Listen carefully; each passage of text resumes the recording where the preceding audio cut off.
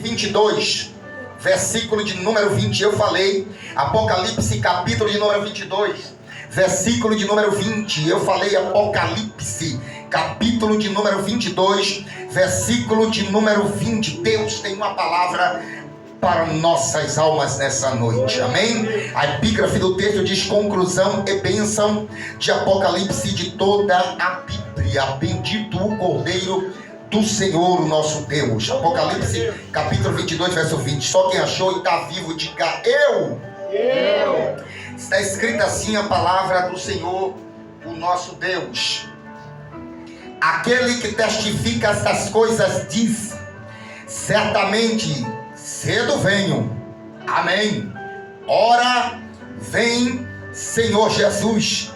Verso 21. A graça de nosso Senhor Jesus Cristo seja com todos vós. Amém, amém e amém. Olha para alguém que está perto de você e diz para essa pessoa: Maranata. Ora vem, Senhor Jesus. Está fraco, foi só para ensaio. No tempo 3. 1, 2, 3. Maranata. Senta glorificando a Deus. Meus amados e queridos irmãos, senhores e senhoras, simpatizantes do Evangelho do nosso Senhor e Salvador Jesus Cristo, acabamos de ler o livro do Apocalipse, altura do capítulo de número 22, versículos de número 20 e versículo de número 21. É bem verdade que ao lermos esse texto, observamos de novo que esta carta é uma carta de convite, de esperança para todos aqueles que sofreram a perseguição, para todos aqueles que sofreram, que muitas vezes acharam que não tinha mais esperança. Observamos que, para entendermos um pouquinho, em um tempo recorde, que eu vou fazer um resumo daquilo que Deus pôs no meu coração, é necessário entender que essa igreja, ela sobreviveu depois de uma grande perseguição. Se formos observar do ano 64 depois de Cristo, nós vamos observar que o imperador Nero, ele vai levantar uma perseguição jamais vista contra a igreja. 64 é um ano que a igreja vai sofrer uma perseguição aonde os cristãos vão ser levados para o Coliseu, junto com suas famílias, junto com seus filhos, e colocado no Coliseu, e o Coliseu superlotado. Há quem imaginava o que sairá de dentro dessas jaulas, e quando se abriam os portões, saíam hienas, saíam tigres, saíam leões, que atacavam os cristãos que estavam ali naquele Coliseu, ou naquela grande arena, e aqueles cristãos eram devorados. Mas parecia que isso não bastava para Nero. Todavia Nero, então, ele resolveu crucificar alguns cristãos desde as portas de entrada de Roma até o palácio de Roma, colocando cristãos crucificados. E se não bastasse o sofrimento dos cristãos em silêncio, porque não se ouvia um grito, não se ouvia nem sequer um burburinho de nenhum dos cristãos, Nero mandava com que se fizesse fogueiras debaixo dos seus pés, e as fogueiras eram acesas para quê?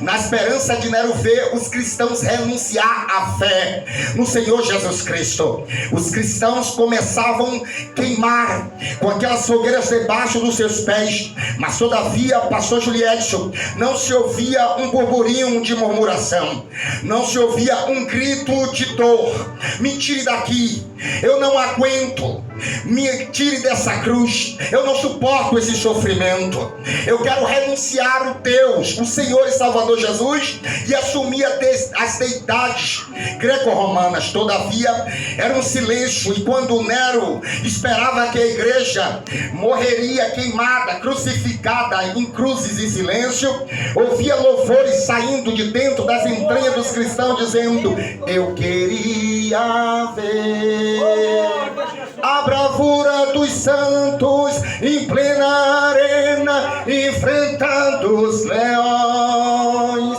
Quanto mais a fogueira queimava, ouvi os louvores dos nossos irmãos. A igreja, ela não renunciou à fé. Todavia, do ano 64 até o ano 70, Nero sobre o império de Roma. Não bastando, ele não vendo a igreja se dobrar aos seus deuses, ou pseudos deuses greco-romanos, Nero então tem uma ideia de tocar fogo em Roma. Nero vai tocar fogo dos 14 bairros de Roma. Nero vai tocar fogo em 12 bairros de Roma, deixando apenas 2 bairros em que havia uma maioria de cristãos aonde morava. E quando todos ficaram furiosos em Roma, buscando saber quem tocou fogo em Roma, Nero disse: quem tocou fogo em Roma foi a igreja que está revoltada, porque não aceita a perseguição, porque não quer se dobrar aos nossos deuses. A vontade de Satanás, a vontade do diabo, senhoras e senhores, todo o tempo foi que a igreja se dobrasse a ele. Mas a igreja em todo tempo, a igreja que é fiel ao Senhor Jesus, ela não se dobra ao diabo, ela não se dobra ao inferno, ela não se dobra a Satanás, porque ela acredita naquele que ela serve, que é o nosso Senhor e Salvador Jesus Cristo. Pois bem, Nero, no seu intento maligno, não consegue parar a igreja. Todavia, enquanto Nero está tocando fogo em Roma, preste atenção, aí lá em Jerusalém tem um homem, um general de Roma, chamado Tito. Tito, na oportunidade que tem, Tito diz: já que Nero toca fogo em Roma e pressiona os cristãos lá em Roma, eu vou pressionar os judeus aqui em Jerusalém. Diz a história secular, o próprio Flávio Joséfo vai dizer que assim Tito vai fazer com que seja sacrificado um porco no altar do Senhor. Não bastando isso, Tito ele vai buscar desvaziar Jerusalém, ele vai despovoar Jerusalém. Jerusalém, que é conhecida como a Sião de Deus, a cidade do Senhor. A esperança de Tito aqui, o general de Roma, é que as pessoas, judeus, neguem a sua fidelidade ao Senhor Deus Jeová. Todavia, Tito ele está trazendo na história aquilo que conhecemos como a diáspora. O que é a diáspora, pastor? É o período que os judeus foram espalhados sobre toda a superfície da terra. Mas é interessante, porque os judeus foram espalhados, mas eles não negaram a sua fé, eles não negaram a sua identidade. Eles viram com que assim a sua fé foi muitas vezes vilipendiada, mas eles não negaram a sua fé, e assim o judaísmo se espalhou por todo o mundo. Todavia, do ano 70 até o ano 81, Nero vai falecer. Tito, retornando às pressas como um general de guerra de grandes conquistas, voltando para Roma, é aclamado pelo Conselho de Roma como o próximo imperador de Roma. Tito assume o trono de Roma, governando toda a terra. Na oportunidade que Tito assume o governo de Roma, as perseguições elas aumentam.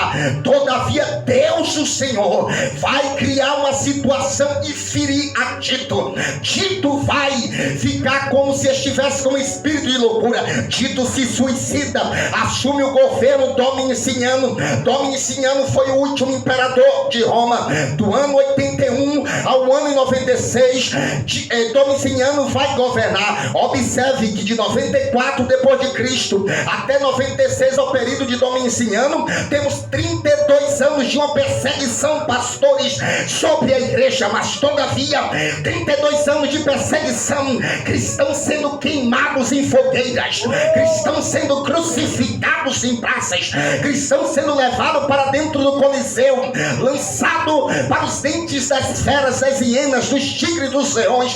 32 anos de dor.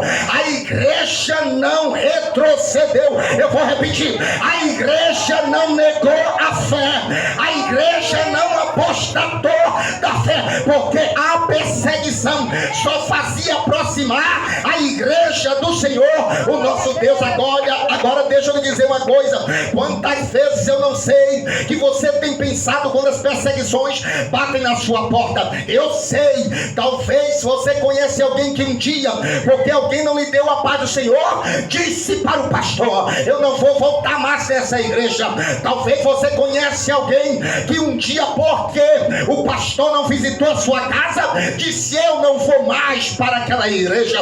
Quem sabe um dia, porque não teve uma oportunidade, disse que se achava rejeitado, negou a participação no grupo da casa, no ministério de louvor. Quem sabe alguém que muitas vezes, como já foi dito nessa noite, porque o marido parece que não quer se converter, é alguém que tem um cabeção, que não aceita a verdade do Senhor, e a pessoa diz: se esse ano Jesus não converteu meu marido, eu abro mão dele. Quem sabe você conhece alguém, quem sabe você conhece alguém, porque agora essa pessoa ainda está na igreja, mas o seu filho está sustentando a bandoleira de quem sabe qual é a facção aí por dentro das matas de Irecê, dessa região. Essa pessoa diz: se Deus não libertar meu filho, eu não vou mais servir a ele, porque não tem cumprido aquilo que ele prometeu para minha vida. Eu quero vir aqui debaixo da autoridade de Deus essa noite